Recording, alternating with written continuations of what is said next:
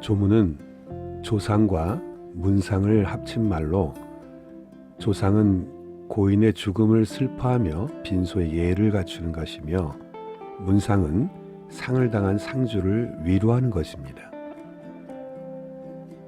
장례식장에 갈 때는 문상 간다라는 표현보다는 조문 간다라고 표현하는 것이 보다 정확합니다. 또한 조문은 절차, 시기, 예절 등을 갖춰야 하는 자리로서 평소에 잘 숙지해둘 필요가 있습니다.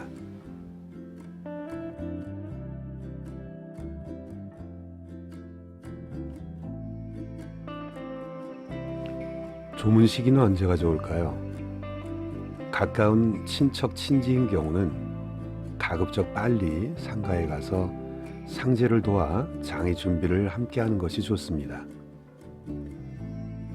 상을 당한 직후에는 조문객을 맞을 준비가 안 되어서 보통은 성복이 끝난 이후 조문하는 것이 좋습니다.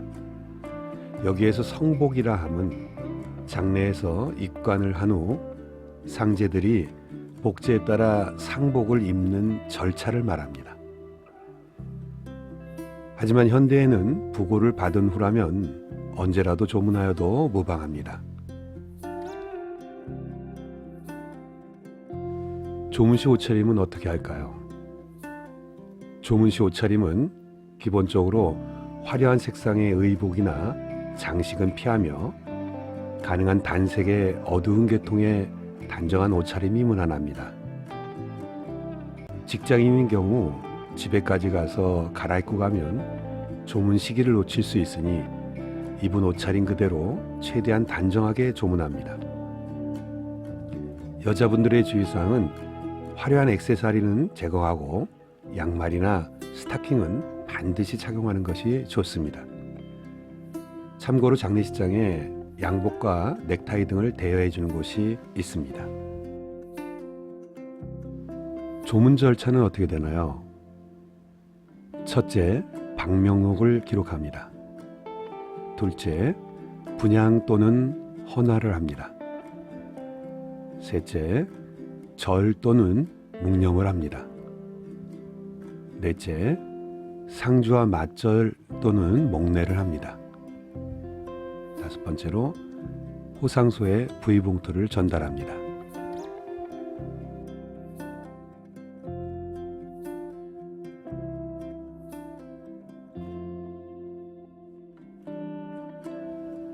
조문 절차를 순서대로 좀 더 자세하게 설명해 드리도록 하겠습니다.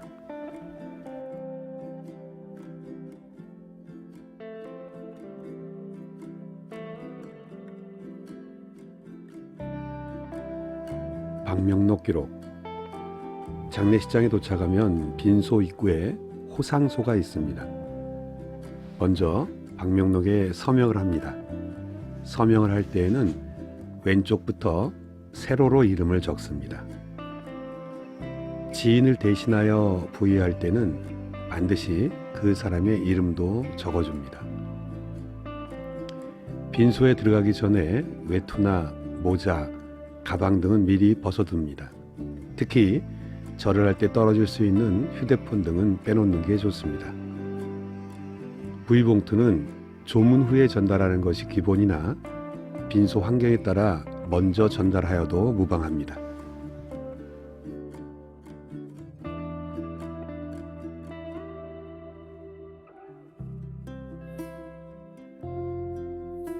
분향. 상주에게 먼저 가볍게 목례를 하고 연저 앞에 무릎을 꿇고 분향을 합니다. 분향을 할 때 선향, 즉 막대향인 경우에는 한 개나 세 개를 집어 불을 붙인 다음 가볍게 흔들어서 끕니다. 절대 향을 입으로 불어서 끄면 안 되며 그것은 큰 결례입니다. 향은 두 손으로 공손히 향로에 꽂는데 여러 개일 경우에 반드시 하나씩 꽂아야 합니다. 여러 명이 함께 조문할 경우 분향은 대표로 한 명이 하는 것이 좋습니다.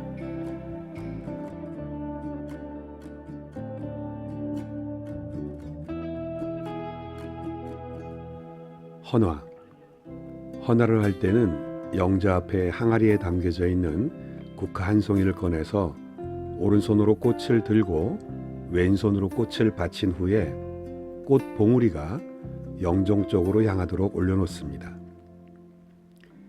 방향을 결정하기 어려울 때에는 기존에 놓여있는 방향으로 놓아두는 것이 보기에 좋습니다. 참고로 고인이 기독교인 경우 분향은 없고 헌화가 빈소 입구에 있는 경우도 있습니다. 헌화는 유럽에서 온 풍습으로 종교를 떠나서 누구나 해도 무방합니다. 단 분향과 마찬가지로 단체로 조문 시 대표로 한 명만 하는 것이 좋습니다.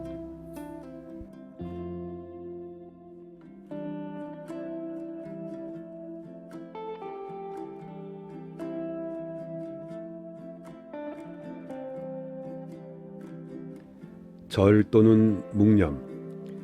영자 앞에서 종교에 따라 묵념 또는 2번의 절을 합니다. 특히 절을 할 때에는 먼저 공수 자세를 취하는데 평상시와는 반대로 조문 시에는 남자는 오른손을 위로 하고 여자는 왼손을 위로 하여 2번의 절을 합니다.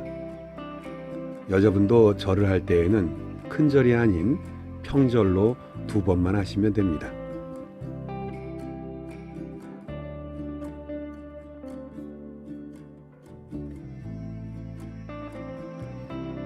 상주와의 맞절 또는 목례.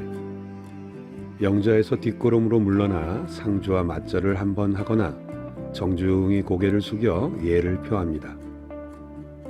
조용한 목소리로 위로의 인사말을 전하거나 아무 말 없이 인사만 나누는 게 좋습니다. 이때 악수를 청하시면 큰 결례입니다. 인사말의 예로는 뭐라고 위로해 드릴 말씀이 없습니다. 얼마나 상심이 크십니까? 얼마나 슬프십니까? 삼가 고인의 명복을 빕니다.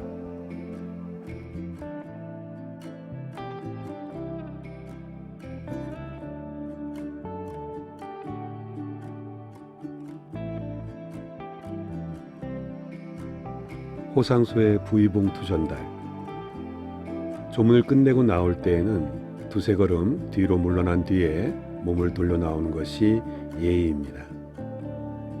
장례식장은 결혼식장과 달리 부의봉투를 확인하지 않고 부의함 안에 직접 넣기 때문에 반드시 빈소를 정확히 확인해야 합니다.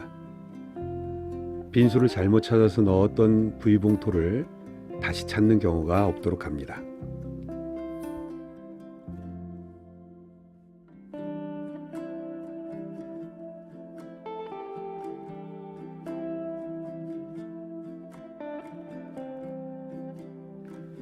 삼가 고인의 명복을 빕니다 라는 말의 뜻은 고인의 명복을 빌어주는 말입니다. 삼가는 존경하는 마음으로 조심스럽고 정중하게 라는 의미를 가진 구사이며 고인은 돌아가신 분을 말합니다. 명복은 돌아가신 분의 저승에서 받는 복을 뜻합니다.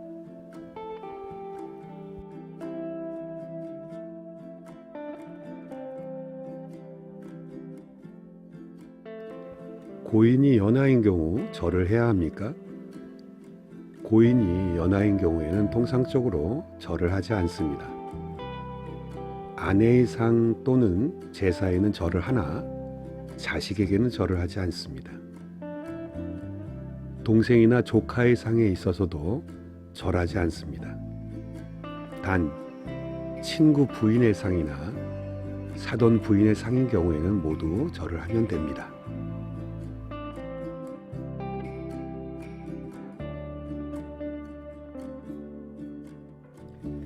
상주가 연하인 경우 절을 해야 하는가?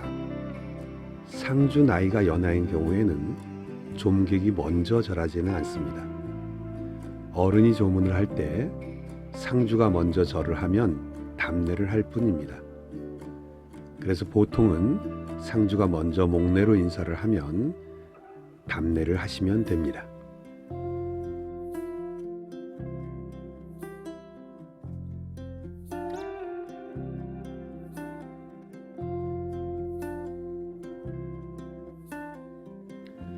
V봉투 작성 방법은 어떤가요? 조이금 봉투에는 부의란 단어가 쓰이는 것이 가장 일반적이며 이외에는 근조, 조의, 전의, 향촉대라고 쓰기도 합니다.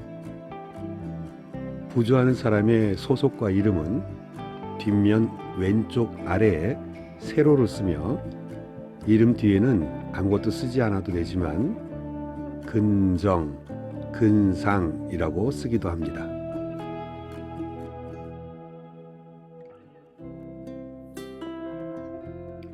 조문시 삼가해야 할 것들. 유가족을 붙잡고 계속해서 말을 시키는 것은 신뢰가 되는 행동이므로 해서는 안 됩니다.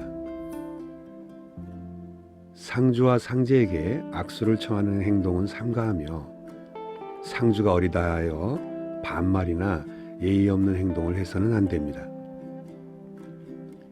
상가에서 지인과 이야기를 나눌 때에는 낮은 목소리로 조심스럽게 말하고 조문이 끝난 뒤 밖에서 따로 이야기를 나눠야 합니다.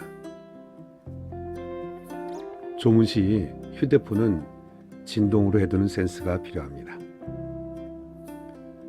고인의 사망 원인, 경위 등을 유가족에게 상세하게 묻는 것은 신뢰가 되며 절대 삼가해야 합니다. 인증샷을 찍거나 사진을 찍는 것은 큰 결례입니다.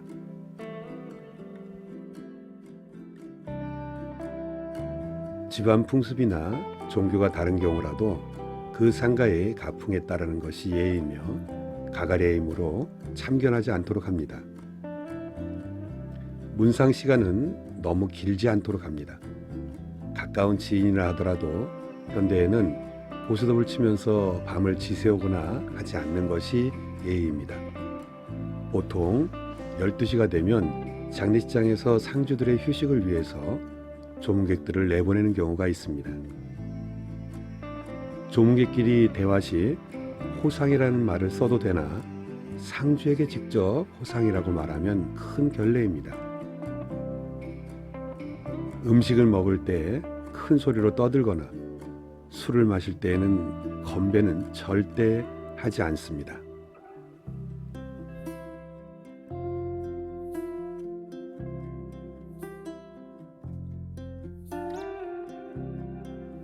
삼가 고인의 명복을 빕니다. 상조전문가.com 제공이었습니다. 감사합니다.